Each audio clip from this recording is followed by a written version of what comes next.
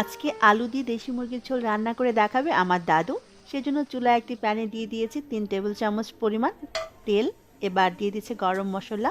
আস্ত গরম মশলার মাঝে দিচ্ছে দারচিনি, তেজপাতা, এলাচ, লবঙ্গ।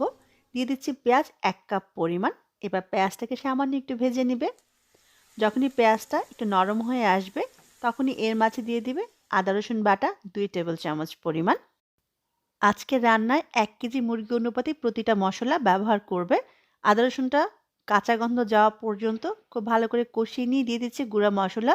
এখানে মরিচ আর হলুদের গুঁড়া আছে 1.5 চা চামচ পরিমাণ। ধনিয়া আর জিরা গুঁড়া মিলিয়ে আছে 1.5 চা চামচ পরিমাণ। এবার গুঁড়া মশলাটাকে খুব ভালো করে কষিয়ে দিয়ে দিব চিকেনগুলো। এখানে 1 কেজি চিকেন খুব ভালো করে ধুয়ে পানিটা ঝরিয়ে নিয়েছে। সামান্য একটু পানি দিয়ে মশলাটা কষিয়ে নিয়েছে।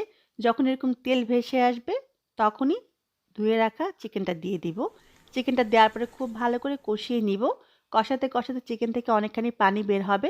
সেই পানিটুকু শুকিয়ে যখন এরকম তেল ভেসে আসবে তখনই এর মাঝে কিছু কাঁচামরিচ দিয়ে দিবে। এবার দিয়ে দিচ্ছে ঝোলের জন্য পানি। এখানে 3 থেকে 4 কাপ পরিমাণ পানি দিবে, যেহেতু দেশি মুরগির ঝোল, সেজন্য পানির পরিমাণ একটু বেশি রাখবে। প্রায় 15 থেকে 20 মিনিট রান্নার পরে এর মাঝে দিয়ে দিবে 1 চা চামচ পরিমাণ টালা জিরার গুঁড়া। এবার আরও 10 থেকে 15 মিনিট রান্না করে উঠিয়ে নিন খুবই মজার আলু দিয়ে দেশি মুরগির ঝোল।